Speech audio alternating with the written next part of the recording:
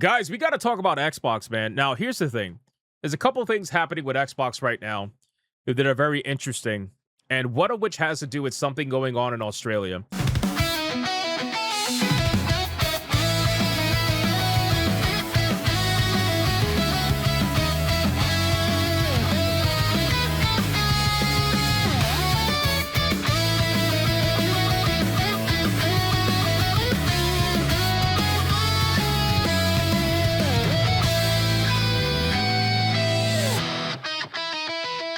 Thank you so much for watching this video, and if you guys want to see more content like this, make sure to hit that subscribe button and join me every single day 9 p.m. over on the main channel, where you can catch me live every single day 9 p.m. Eastern. I hope to see every single one of you there. Now back to the main video. A lot of people are talking about Xbox is now rolling out mandatory age verification in order to access 18 plus rated video games in Australia.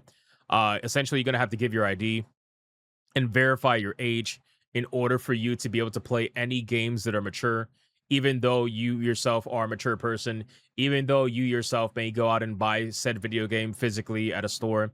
It doesn't matter. At the end of the day, Australia is now rolling this out. Now, I know they're trying to make this a worldwide thing. Trust me when I say this. Even though they may not successfully do it right now, God knows they've been trying to do it with other companies. They've all been trying to turn this into essentially a worldwide thing.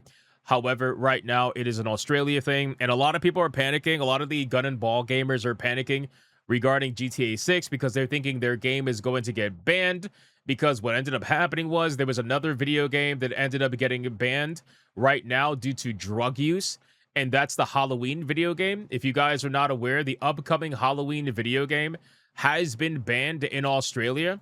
All right. Has been banned in Australia over drugs, and now some GTA 6 fans are worried. GTA Online banned Australian players from its casino last month due to local laws and regulations. It's pretty cooked. It's pretty cooked. If you are a fan of GTA, if you're a gun and ball gamer and you've been waiting 15 years to play your next game because you don't play anything else, this is going to be pretty problematic. If you're in Australia, it's going to be a little interesting for you. Now, I do remember a story of Collective Shout, a organization in Australia that was campaigning to get Grand Theft Auto 5 banned. And to my knowledge, I don't know if it was banned necessarily in retail stores. I don't remember when exactly it happened. I just remember the story of them semi-succeeded in that aspect. I just don't know to what extent that was. But don't be surprised if they end up doing something similar with GTA 6. Now, I find it ironic that Halloween, right? Halloween, a video game where the main antagonist is literally running around destroying people. I don't know if you've seen the gameplay for Halloween, but this guy is straight up brutalizing people. Straight up killing, like just stab people against the wall, all kinds of shit. But apparently that's perfectly fine, right? Apparently that's A-okay, but it shows drugs, so apparently that's not okay. I don't know, man. The mindset that these people have in what they want to ban and not ban is just a little bit weird to me, because it's just strange, right? Cult Classic says Michael Myers is the protagonist, damn it. All right. For Cassie's sake, I'll call him the protagonist, okay? He's the hero. He's the hero of the story. All right, we'll go with that. Cassie has like a poster of Michael Myers in her bedroom.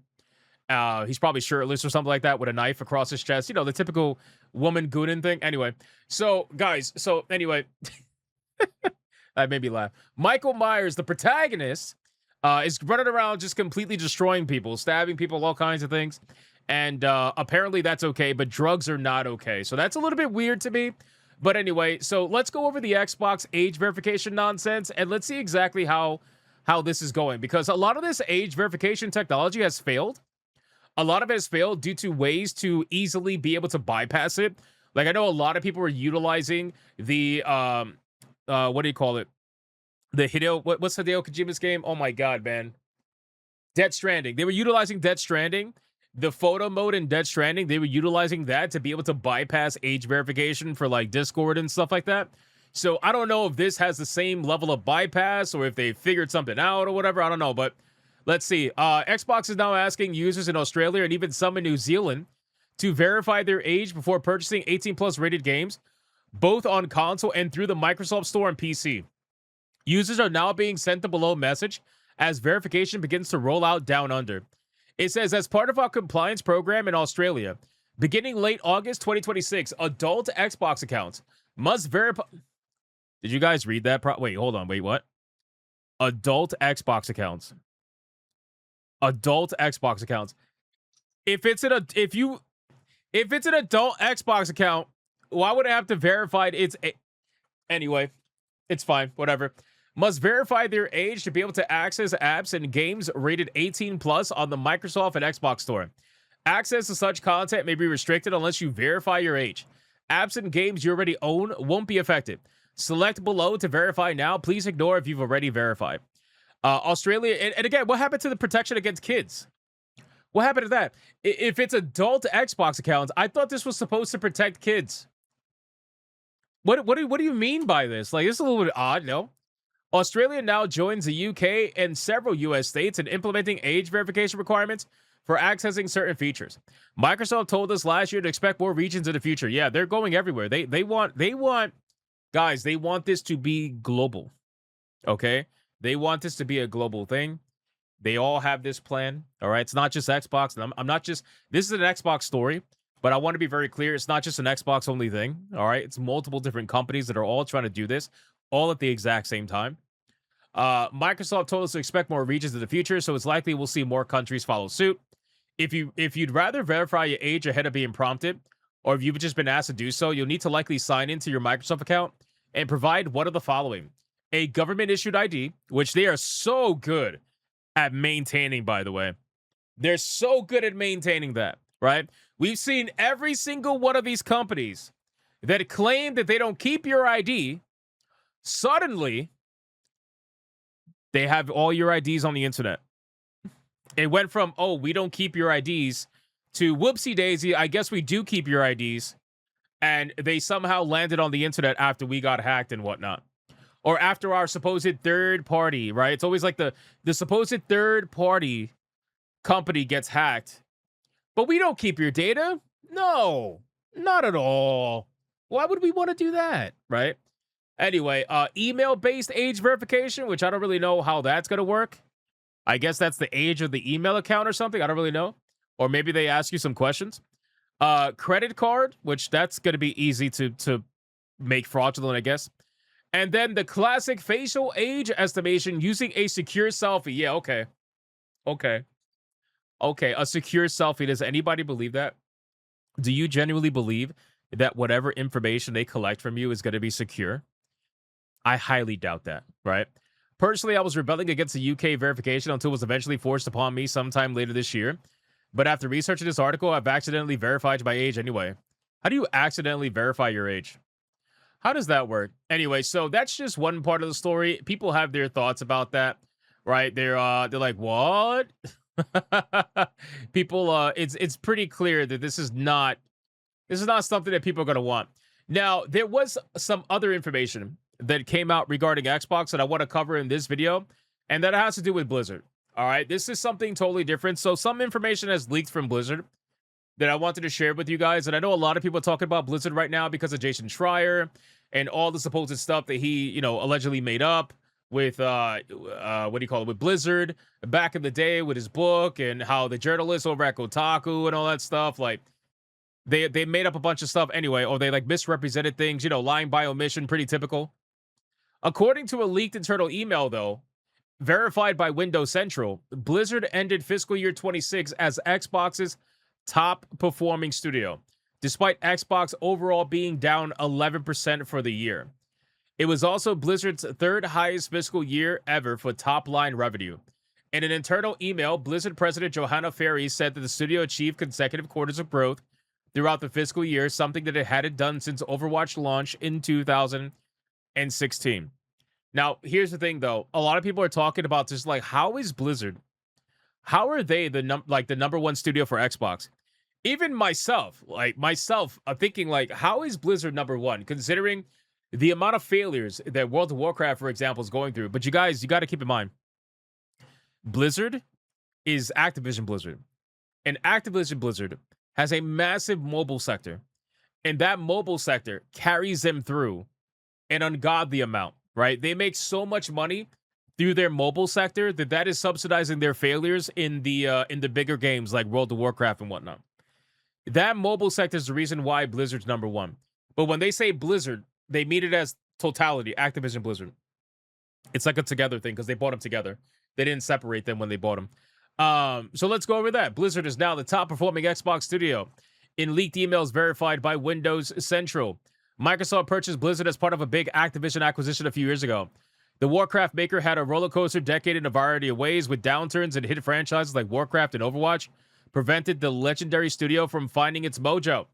Free from the reins of Activision, yeah, I doubt that, Blizzard now operates as a limited integration entity within Microsoft's Xbox division. And the results speak true for themselves. Overwatch is arguably better than ever with a razor-sharp focus on fan feedback and new content. World of Warcraft still has its issues with its writing and polish, but the content and cadence has never been so consistent. It's not even, bro, World of Warcraft is not even what it used to be, bro. At this point, it's The Sims. It's The Sims with orcs. That's really what it is. If you want to play The Sims, but you want to play it with the Horde and the Alliance, that's what World of Warcraft has become. The amount of times that I've seen World of Warcraft advertisements for housing versus anything else is so sad, considering I remember a day where World of Warcraft used to get advertised with its brand new dungeons, brand new raids, like all the sick shit like they used to have back in like Wrath of the Lich King, or even before that, Burning Crusade.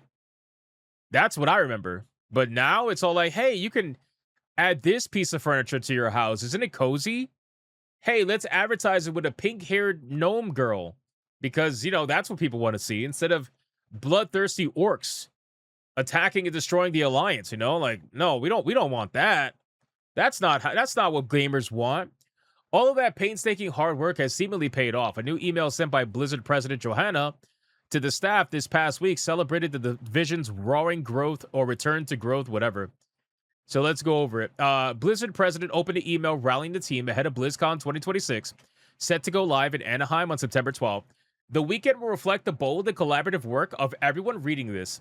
It's my hope that the event can shine a light on the work underway at Blizzard, and that it can serve as a powerful springboard in a new era of momentum and excitement behind our mission to bring joy and belonging for communities worldwide. Joy and belonging. Blech. I just want to vomit, bro. I want to vomit. I really do. Because anytime they start, you guys realize that DEI is out. DEI is out, right? So now it's like, it's community and belonging. Now they want you to have a feeling of belonging. What the fuck is a feeling of belonging? My God, bro, these people are so fucking soft. It's insane. Every time I hear, though, you know, we have a feeling of belonging. Don't you feel like you belong? No. Nope. I don't. I used to belong to your game. I don't anymore. Yeah, I know. It's communism at its finest. Exactly, Ron. Fairies also laid out Blizzard's performance, which just ended with Microsoft with Xbox 11% down overall. So it's crazy. So even though Blizzard is up, supposedly, and it's their number one studio, Xbox is still down 11% overall. It's amazing. Now, owing to some big franchises like Call of Duty and Candy Crush having a difficult year, while Xbox has struggled, Blizzard is one area that continues to thrive and grow. In fiscal year 26, Blizzard ended this year as the top-performing studio in Xbox Studios division. This past year has marked our third highest fiscal for top-line revenue in Blizzard's history. So if they did separate them, which it seems like they did. So if they did actually, I didn't realize that. If they did actually separate them, then all they ended up doing was they took away all those mobile video games that were padding Blizzard's numbers before when they were with Activision. And now all they have is their own video games. So their bar was so low that all they had to do was just grow a little bit. And that's going to look like they're doing very well. It's actually kind of funny when you look at it that way. Then he went on to explain that Blizzard has begun seeing consecutive years of growth again for the first time since Overwatch. It's a huge feat considering intense competition from the likes of Roblox, Fortnite, and other service-type entities, eating up a lot of attention. Fiscal year 25 and 26 were our first back-to-back years of growth since fiscal year 17. Diablo 4, Lords of Hatred, and Overwatch drove exceptional performance in particular, with Overwatch delivering its strongest quarter since 22. Fairies emphasized that the success will help them invest even more in Blizzard games, staff, and other initiatives that will shape Blizzard's future. I don't know, guys. Listen, at the end of the day, boys, realistically, looking at this, man, I have a feeling they're going to announce some major expansion, probably at BlizzCon, if I had to guess. Right? Most likely, that's going to be the thing. They're going to announce something huge. But realistically, I don't really know. I feel like I feel like there's some fuckery going on with these numbers. I really do. I think they're putting them against really, really low numbers from their video games performance for the last couple of years. And again, even a slight increase, will allow them to see some level of success. And I know that Overwatch took a pivot because of Marvel Rivals. I know Overwatch has pivoted pretty hard, now not completely, but pretty hard, where they started offering certain things because of Marvel Rivals that they never wanted to offer before. And then obviously Lord of Hatred, a lot of people enjoyed that expansion. I enjoyed that expansion with the Diablo 4. So there's that. Although people are clearly not happy with some of the changes made to Mythic Armor, which I think they've reverted. But overall, like it's been relatively accepted. But I still don't see how this is turning it into this massive success story that they're trying to pitch it as. And to be honest with you, it probably isn't. It probably isn't a massive success story. They're just trying to get any kind of like positive momentum before going into BlizzCon. So that's basically it, boys, when it comes to Xbox. Between the age verification nonsense and all that, guys, it's just whenever Xbox does one thing positive, they always do three things and fuck it up. And this is going to be rolled out everywhere. I guarantee you, this is going to be rolled out everywhere. Or they're going to at least try to roll it out everywhere to the best of their ability. So we'll see what ends up happening. We'll follow up on the age verification stuff because I guarantee you, boys, it's only a matter of time. We're probably 6 months to a year out before we get the first official notification of a hack with some third-party company that Xbox use for age verification, and suddenly everybody's selfie, everybody's ID is on the internet. Yeah, it's gonna happen. It's only a matter of time. That's such an easy prediction to make.